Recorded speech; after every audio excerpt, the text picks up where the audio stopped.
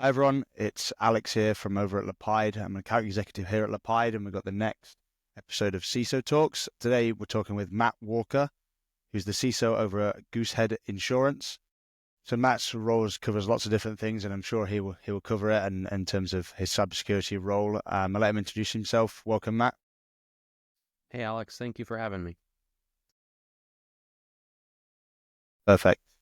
So Matt really today wants to talk about the challenges of bringing up new team members within cybersecurity, and it's hard to sort of find a proficient team in the muddy waters of the CISO and needing to focus on business processes as well as business risks. So how do we, as security professionals, bring up the next generation and the talent shortage of experienced cyber professionals to create those kind of risks? So my first question to you, Matt, really is, isn't cybersecurity a realm where there is no entry level because experience is required in other domains first?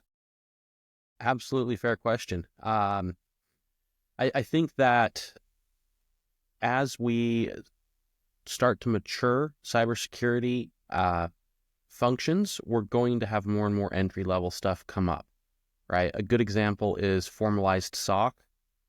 Now in our security operations centers, there's a lot of room for that entry level. Can I come in and just do incident response? Can I come in and get eyes on the pane of glass that is my SIM system and just be able to start with some of that initial triage and analysis? It does allow for quite a bit of entry there. But the challenge of a mature cybersecurity organization needing the additional talent that doesn't come with those entry-level positions, but comes with some of the more experienced infrastructure, more experienced networking backgrounds is also needed. So we have to face the front on both sides, right? We've got to look inwards to recruit from existing infrastructure and network talent that our organizations may have. But we also need to figure out how to bring in more people on those entry-level positions. There's a lot of excitement around that, and we would be amiss if we didn't take advantage of that. Yeah, that makes sense. And off the back of that, really, then, how have you seen a route that people tend to take to come into cybersecurity? Is there kind of you said about infrastructure and trying to hire from there, but is there a route that you kind of see a natural progression into cybersecurity, or does people come from everywhere? Well, yeah, both, right? The natural progression into cybersecurity, where I've seen a lot of success, is from people that come up through like the help desk ranks through to a sysadmin role of some sort, right? Because that just gives you that length of exposure to all of the different systems that you have to protect as a cybersecurity professional. It is a natural way to kind of grow up and gain that initial talent that you need to be able to program things on the fly in PowerShell, for instance, or look up something in Entra ID efficiently, write a SIM query, right? Those are all things that as you work through those other roles, those kind of activities become almost muscle memory in a way. So yeah, there is a natural progression into cybersecurity through that path, but I would also challenge everyone and say that there is a lot of talent that we can tap into that doesn't necessarily have a natural progression into cybersecurity. And a good example of that would be looking towards like maybe your financial audit people. Those teams are very technical. I think a lot of times we overlook how much value there is in some of the audit activities that an organization performs. And for those people that are in that position, it's a very easy transition into a GRC type of role, especially if you've got SOX or any of the kind of financial regulatory body stuff to answer to. There's a lot of overlap between that and cybersecurity. So again, a very natural fit for somebody, but you don't tend to think about somebody on the finance side being a slate in to the cybersecurity team, but they really can be. Another good example might be somebody from the HR world coming into an identity and access management role, right? HR, at the end of the day, they do understand roles, right? Yeah. They understand what people's jobs should be. And somebody that's got that cybersecurity curiosity that works in HR would be a really good fit in an IM program, especially if you're doing RBAC, right? If you've got any sort of Yeah. role-based cybersecurity things that you're deploying, somebody from HR coming into that role would be a natural fit, right?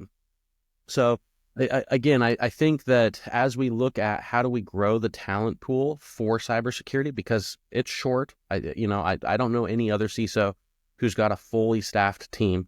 Maybe I've met one, right? Yeah. But every team I know is short staffed. So Yeah. we have to look at, not just how do we evolve that internal IT talent that can come from the sysadmin side of the house or the infrastructure side of the house, but also how do we look at the other roles that cybersecurity needs to be responsible for, and how can we start to populate those roles with people that may have diverse backgrounds.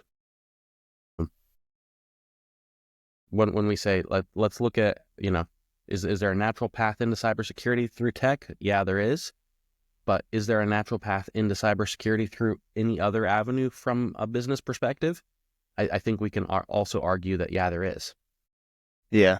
No, yeah, I think it kind of comes to that technical minded, doesn't it, really? And someone that's kind of technical minded and understands how processes work and that kind of thing is a natural progression into cybersecurity if that's what they wanted to do. And I suppose when you talk about sysadmins and that kind of thing and working within cybersecurity, I suppose in quite a lot of organizations, a sysadmin is kind of responsible for the cybersecurity if they don't have a team that's a cybersecurity team, because some of these smaller businesses Exactly. don't necessarily have that. So they definitely get that experience of that. So in terms of kind of someone's made it into cybersecurity now, they're working in cybersecurity and they've enjoyed it. Someone that's aspiring to do a more senior role, what can they sort of set themselves up to do for long-term success really once they've got into that organization and into the cybersecurity role?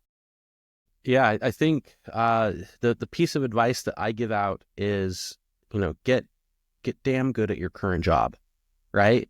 Yeah, Whatever role that you've landed in cybersecurity, if it's your first position and you're excited and you want to grow in cyber, then get really, really good at whatever role that you have. Uh, and the kind of motivation behind that, or the reasoning behind that is, if I have a team member who can fire on all cylinders and is able to consistently outperform, then they're going to get tapped first with some of the more challenging things. They're going to get brought into some of the more stressful projects, right? They're going to get yeah, brought in on maybe some of the incident response stuff that needs that can do, willing to learn attitude, right? So my first piece of advice to anybody who's got into cybersecurity, who wants to continue to grow, is get really, really good at your current role, right? yeah, If it's like, for instance, an entry level SOC position where you're triaging and investigating cybersecurity incidents, right?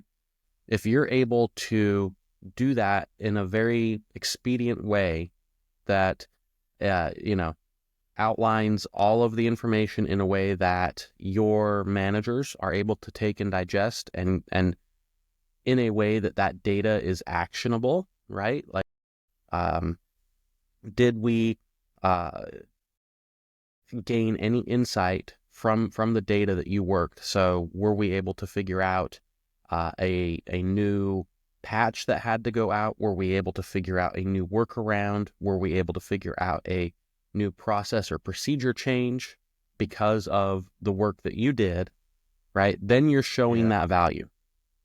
So once you get really good at your role and you're showing that value in the information that you're relaying up to your management, you're also going to find out that you have more free time, right? If you're really good at your job, it yeah, just kind of it comes with the territory, right? If you're able to do your job and do it well, suddenly you'll start to notice you have more free time in your normal working hours. And then Yeah. you're able to take that little bit of free time that you get from being good at your job to stretch yourself, right? Go to your manager and say, hey, what's the next big project I can work on? Or what are some of the challenges that the company is aware of, but we've never wanted to tackle because it's just been difficult, right? Yeah. Every company's got a handful of those types of scenarios where, yeah, we've got a problem, but we don't know how to fix it, so we'll just ignore it type of things. It doesn't exist if you Um, ignore it. yeah. And I think, as an entry level cybersecurity person coming in and spending some of your work cycles on figuring out, are there ways to solve these advanced problems that nobody else wants to touch? That's going to show that you've got the initiative and the drive and the curiosity to keep going. So that would be my initial advice. Now, my second piece of advice for people that are kind of in cyber and want to take it to that next level, right, is after you get really good at your job, after you start taking on that extra 10% of work or whatever it equates out to be, don't stop learning that whole time, right? Yeah. Make sure that you're keeping up with your continuing education credits. If you've got a certification, right, don't let that Yeah. lapse. Keep that up. If you don't have a cert, go get a cert, right? Yeah. I always tell my team, I don't care what cybersecurity industry cert you get.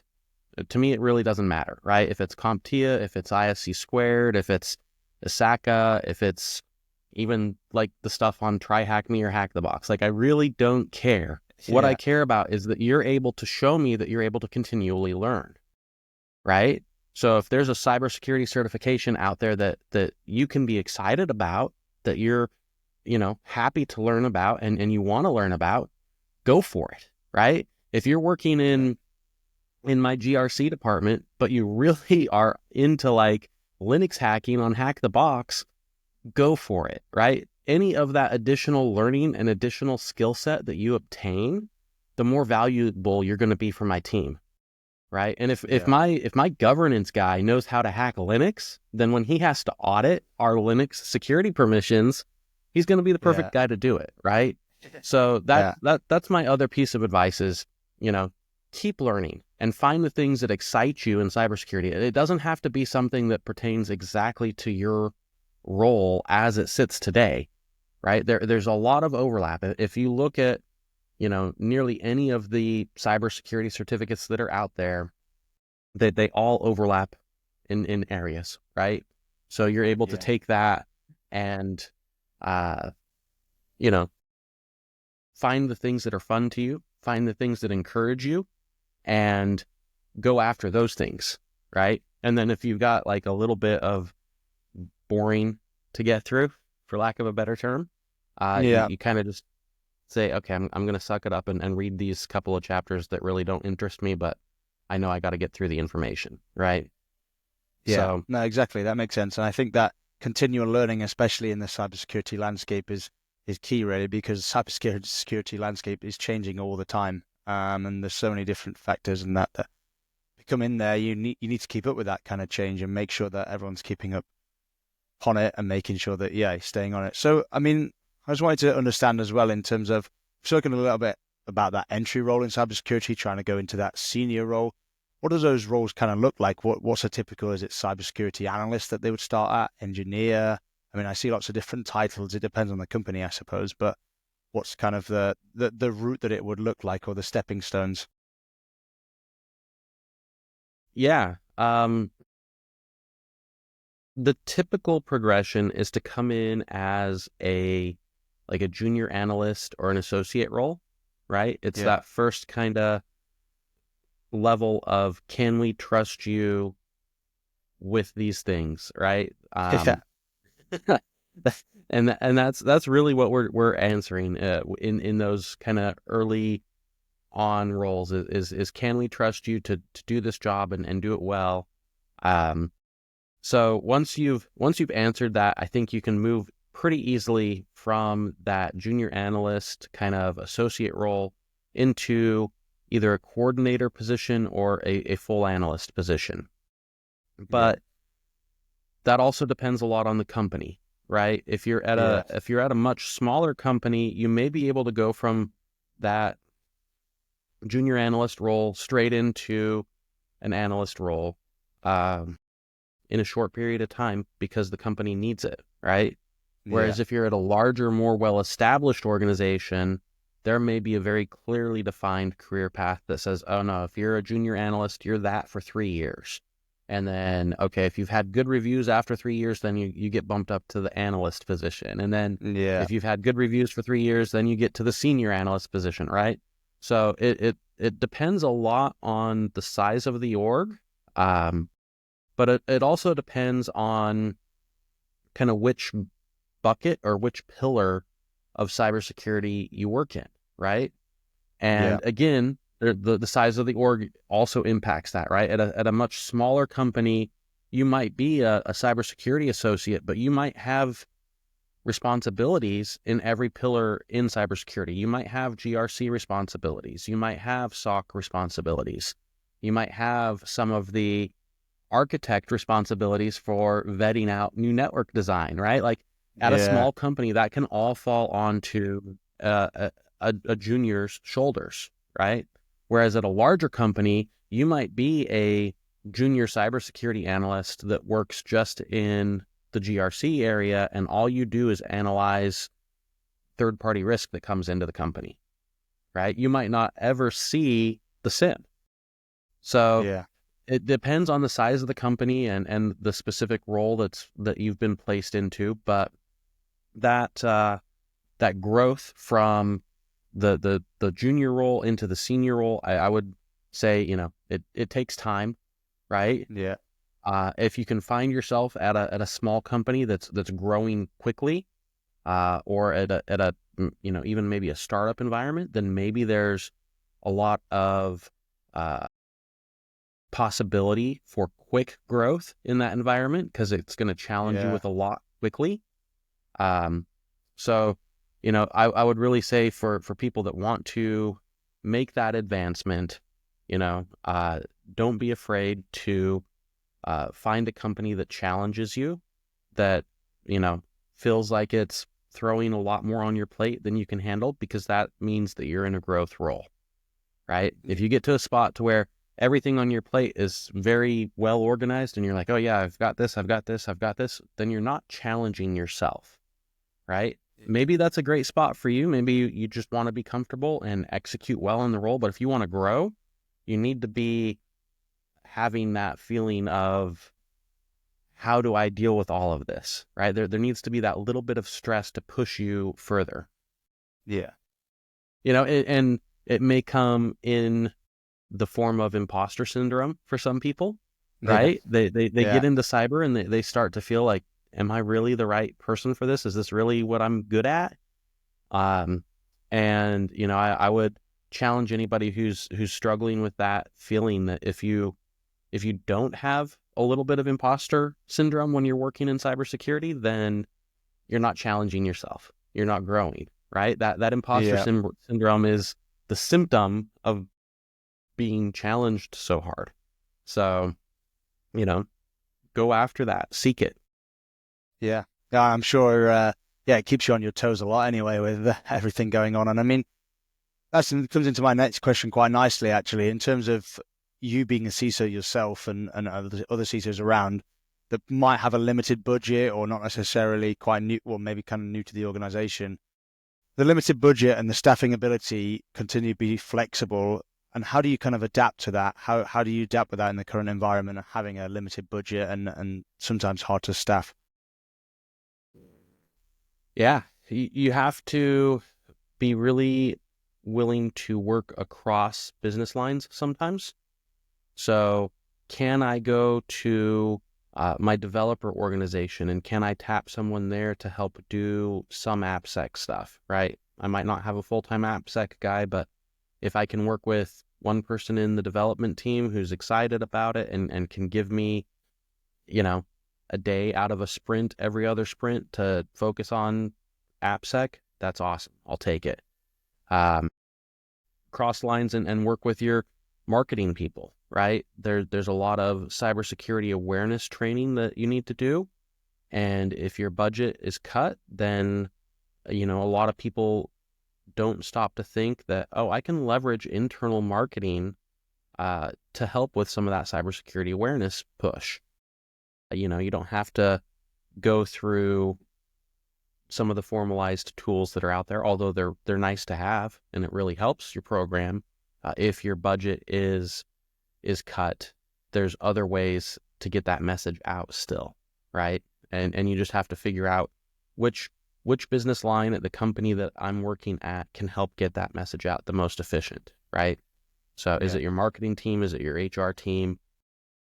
Is it having general counsel send a company-wide email for you, right? Because sometimes those get really good attention.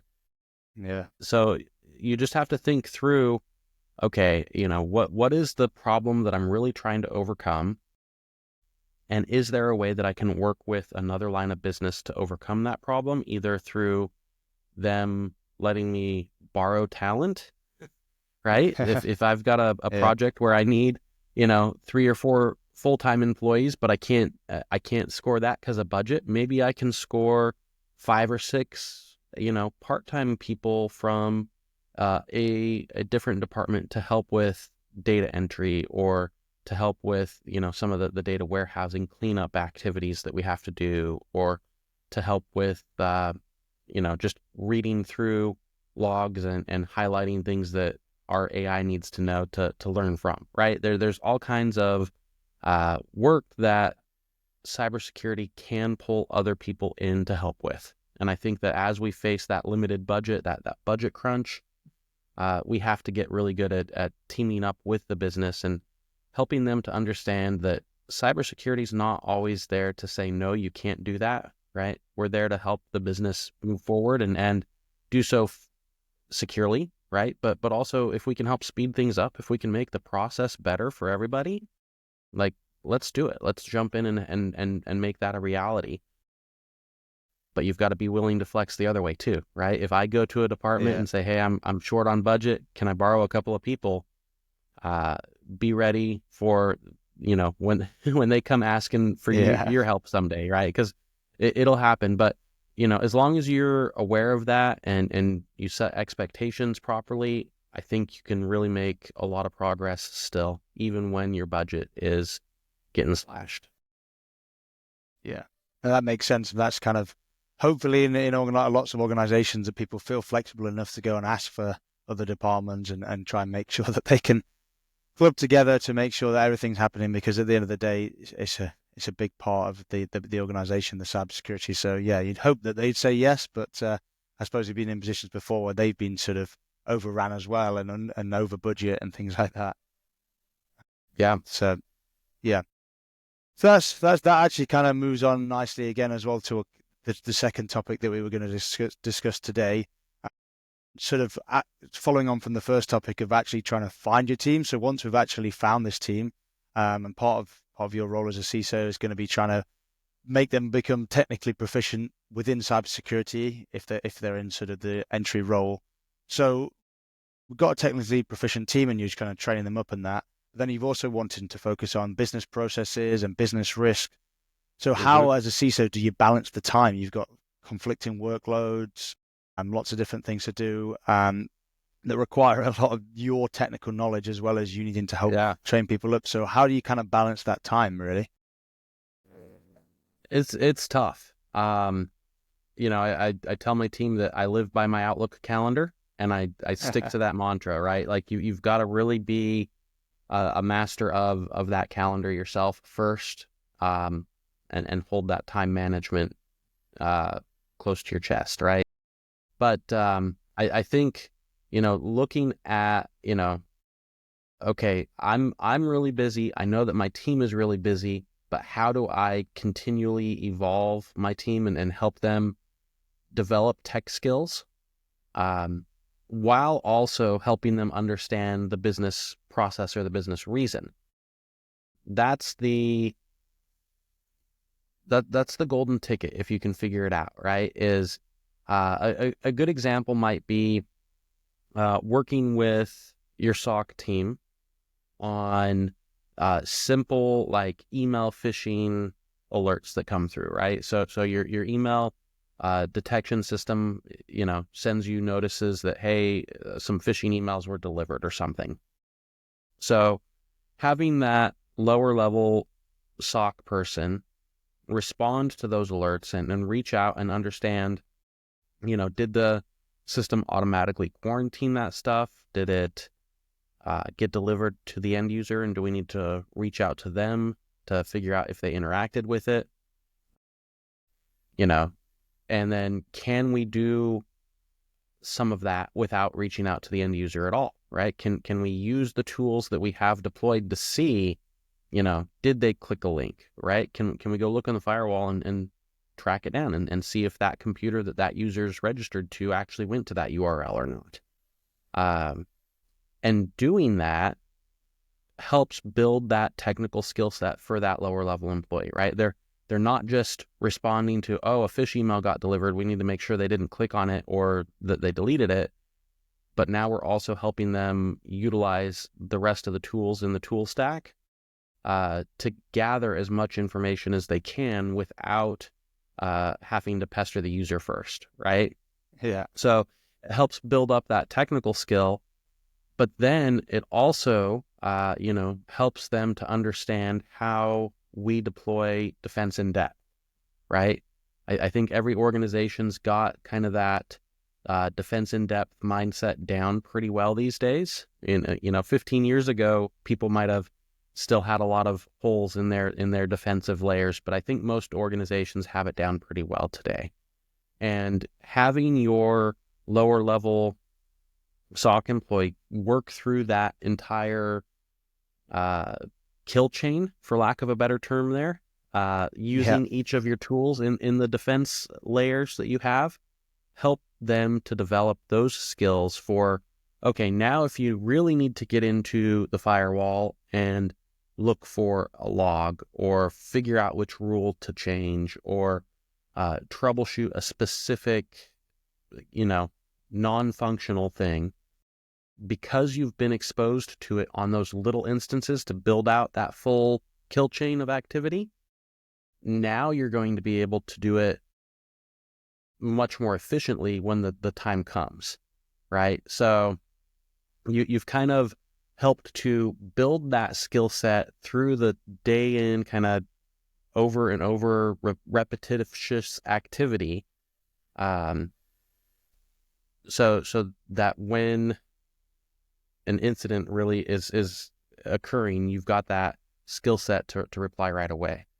Now, the other thing that golden ticket of, can I also tie in what the business process is here to help my cybersecurity team understand why the business is doing it this way? That's also, really helpful, especially when you're identifying new risk.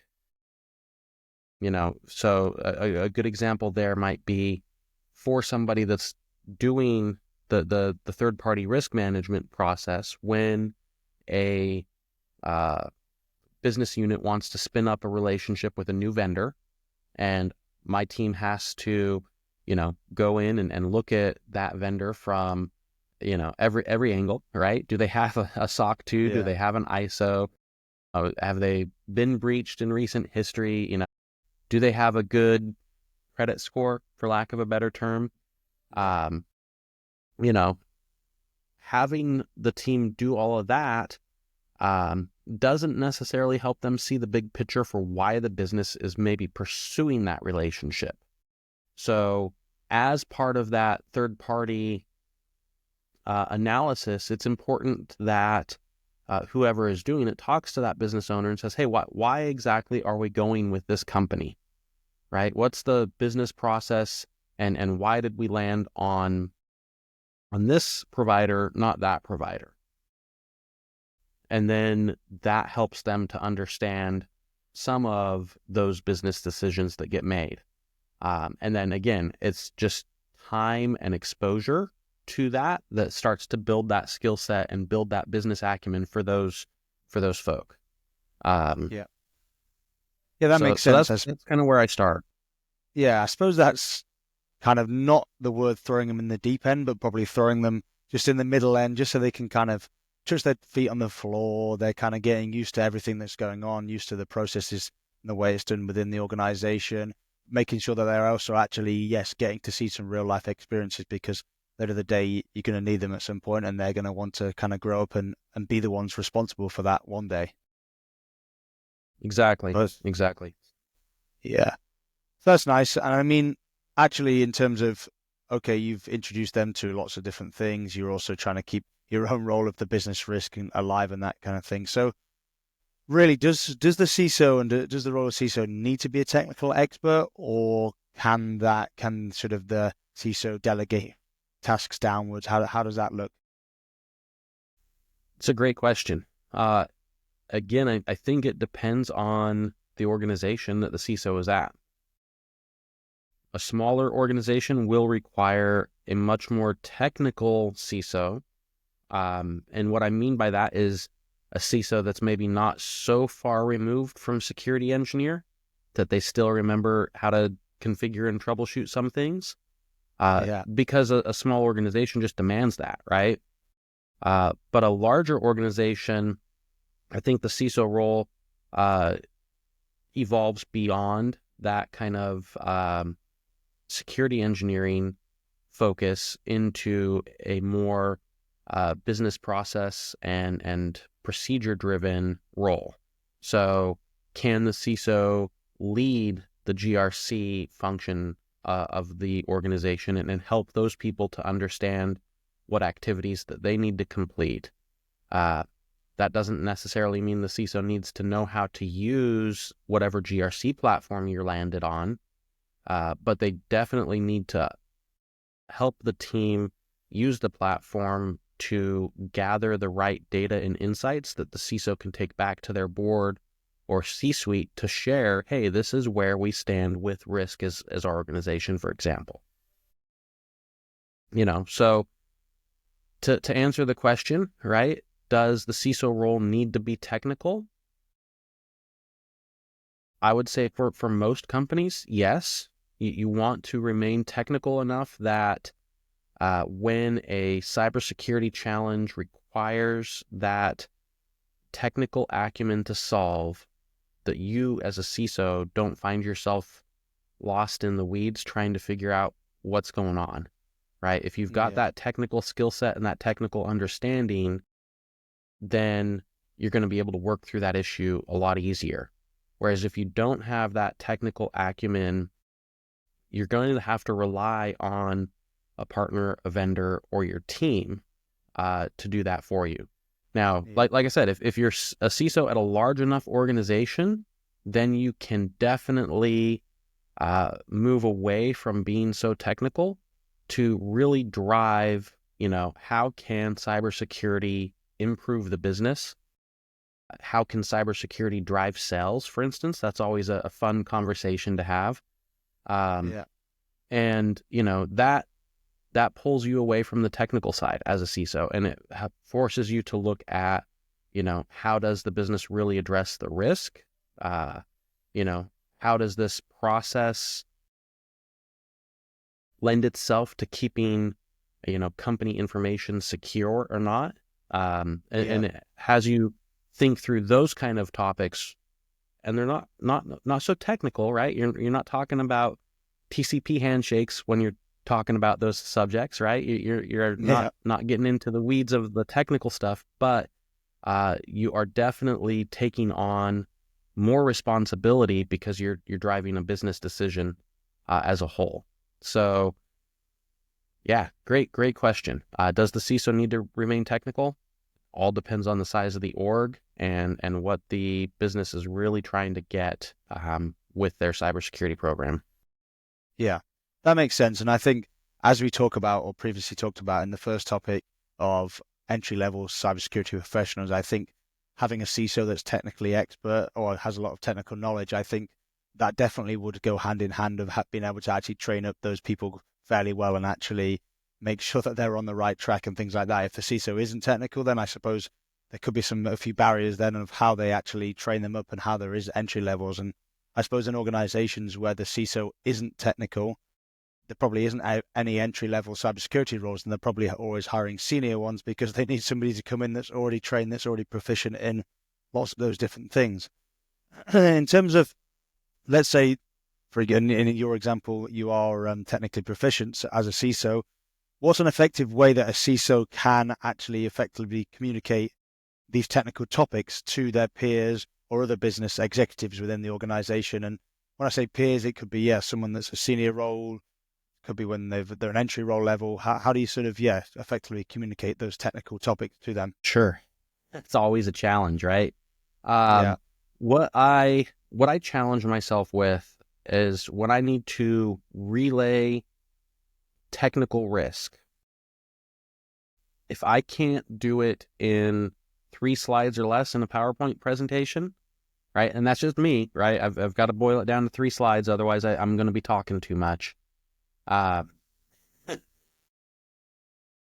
got to boil it down to 3 slides, and I've also got to remember to take out any of the kind of technical acronyms that get thrown around so much in our line of work. Yeah. And really figure out a good way to tell a story first. So a good example that I can share is, there was a potential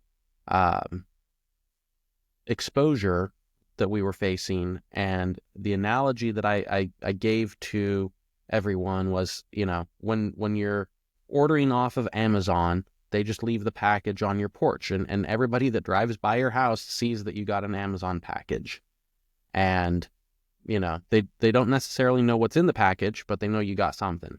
And if there was a bad guy who wanted to take it, they could just walk up to your door and take it. And with the potential exposure that we were looking at, it was very similar. Like, hey, we've got this bit of data that's out there that anybody on the internet might be able to see.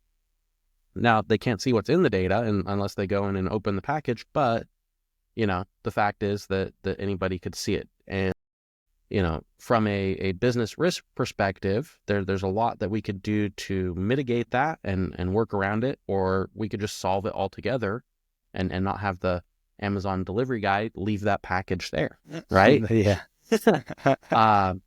And being able to relay that story in a way that made it something that they could all understand, right? They've all ordered packages off of Amazon and had them delivered. Yeah. So, it made it hit home a little bit for them. Like, okay, our business has a package waiting that anybody could grab. Well, we don't really want that. We want to change that process. And that helped to kind of delineate that risk, right? So instead of me talking very technical about, URI redirects and potential, open S3 buckets and, getting into all of the technical stuff, it was easy enough just to say, hey, this is an analogy. This is kind of what we're facing, and then we can fix it with a technical solution, and that fix means that Amazon package just doesn't get delivered to that doorstep anymore, right? Yeah. Yeah. So, yeah, when I am trying to relay a very technical topic to my peers or to the board, I've found it best to strip it down to the bare bones, right? Three PowerPoint slides or less, and then also find a way to tell a story about it rather than just going through the data. Yeah. No, I think that makes sense. I think that's definitely a good way to go about it, is just kind of breaking it down and actually making it more relatable, because like you say, there's plenty of terms in cybersecurity that wouldn't be relatable to anybody else that apart from that works in cybersecurity. So I definitely think that's a good way to go about it. And I think, I mean, that helps the business understand it, and that's all you need sometimes, isn't it? Should we go about it this way? And all you need is a yes or no answer to make sure that you're going about it the right way and actually doing the right thing. Exactly. Yep. Yeah. That makes sense. And I also really like that the Amazon delivery driver analogy. I think it's a good one. you've hit the nail on the head with it, really. There, nobody wants that, and like you said, everybody relates to it. I've had an Amazon package deliveries taken before, and if they hadn't just left it outside the door, it would have been all good. So, yeah, that's a very good, relatable one. In terms of looking at the kind of the next picture, the next question, really, I just wanted to understand. Spoken a lot about the CISO role contains lots and lots of different things, and I can imagine it. Like you said, you live by your Outlook calendar, and there's always stuff going on. In terms of your workload as a CISO, is there any areas of that you can delegate out a little bit more, that you can pass down to some people, some of the analysts? Or do you tend not to do that because at the end of the day, if they did something as part of your role and you delegated that out and they did it wrong, you're kind of not heads on the chopping block, but you're going to be one in trouble. So do you delegate much out, or what does that look like? Yeah. So I do, right? I try to remain as transparent as possible with the team, right? Because, cybersecurity risk is, what if I get hit by a bus, right? Like you Yeah. have to consider that kind of business continuity as part of your job. Yeah. And it's so yeah, while there definitely is a risk in delegating out some of the more sensitive things that we deal with as CISOs. And in those instances, I tend to not delegate out the work, but I tend to be very open and sharing with what's going on with what I'm doing, right? So yeah, the team doesn't have to take responsibility for it, but they know what's going on. And so should they need to like stop and change gears and work on that, it's not going to completely blindside them. Now, Yeah. would I completely delegate out the decision making on some of those things? No. Right? There's still that level of responsibility that I have to own. And, part of that is, I want to back my team. So if the team comes to me and says, hey, we really think that this is the right decision for this project, here's why. Of course, I'm going to agree with them. If that's the right decision, right? I'm going to look at it and come to my own conclusion as well. But I want the team to know that I've got their back. So, should something go awry, I don't want the decision to be, oh, the cybersecurity team messed up and look at how terrible they are. I want that decision, that onus to be with me, right? The buck has to stop somewhere, right? So as the leader of the security organization, it's on me to say, yeah, I made that decision. And if it goes bad, if it goes south, then I have to own up to it, and it was my responsibility. Yeah. So No, that makes sense. I think, as a CISO, you've got to take responsibility on that side of it, haven't you? Otherwise, your team's on the chopping block too. That's right. That's right. That makes sense. That makes sense. And Yeah. There was yeah. The thing that I do with my team quite frequently is, when we're responding to an incident and say we have to shut off something that's a critical service, right? I'll tell them, shut it off, let everybody know I told you to shut it off, right? Yeah. That way, the transparency around how things are getting decided on is there. And also that ownership of, hey, we're responding to an incident, but that ownership of that response can still fall on my shoulders. So that way the team can feel like they've got, the leeway and the freedom that they need to do the job, to do the incident, without feeling like there's any sort of micromanagement occurring, Yeah. No, that makes sense. I can imagine as well, in you do get some people saying, oh, why has that happened, or why has that happened? Like you said, when you're investigating a lot of the security issues, you need to shut down this or shut down that. Is that something that you come across quite often, really? People kind of getting a bit annoyed that you've had to do that, or you within the organization, not necessarily within the cybersecurity function, but sort of the other functions, when you've had to investigate and shut this down and shut that down. Yeah, I a little imagine bit, you do. right? But Yeah. I think most people, if you explain it to them, like, hey, we're doing maintenance to fix a cybersecurity issue that came up, most people get it these days. And Yeah. as long as your downtimes are within your SLAs, then you're okay. So, and that's where you need to have that discussion with the business and with all of the teams and figure out, okay, what is an acceptable amount of downtime, and what is our SLA. So if there's an incident that is going to force downtime, what's acceptable? Yeah. No, that makes sense. Yeah, I suppose you don't want it to be too long. Otherwise it starts affecting the actual business workings and that kind of Exactly. thing. So yeah, I suppose you've got to find the right balance there of actually getting the job done, but also not that downtime too long. So yeah, that makes sense. That makes sense. In terms of that topic, that's all good, really. It's great to hear about that. In terms of an actual kind of what we've discussed today, it's been really interesting to speak with you, Matt, and I really appreciate it. Obviously understood what it looks like as an entry level role and whether there's actually a defined route into cybersecurity, and kind of figured out that there's probably not a defined route, but there's kind of as usual a first few steps that people go into.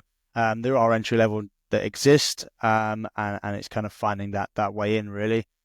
Someone that wants to kind of work into a senior role, is just making sure that they're actually working hard on a daily basis and doing everything that they need to do, and making sure that they're filling all the space they need to do. And if there is some time that they have on their hands, not to sit about and do nothing, but actually to reach out to the CISO and find out some more stuff that they could be doing. In terms of CISOs Yeah. with limited budgets and a difficult staffing, hard to find staff, it's just using other departments in the organization to actually use those skills and try and work together. But that also comes with, you've got to be then flexible if they need you to be able to come in and work.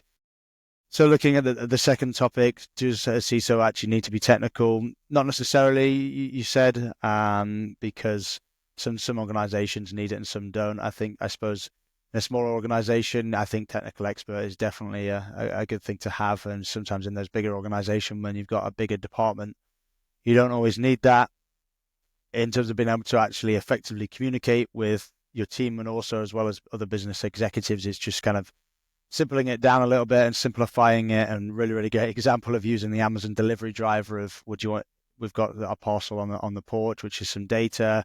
Everyone can access it, but they don't know what it is. Really like that. And then that kind of last question about delegating it out is, yeah, lots of areas that you can delegate out, but at the end of the day, you take responsibility within that. If something does go wrong, obviously you delegate it out. So it's great that you take that kind of responsibility. Thanks for speaking with us today, Matt. It's been great, and yeah, Yeah. I hope Thank everyone you. enjoys our CISO talks with Matt. Appreciate it. Thank you for the time today.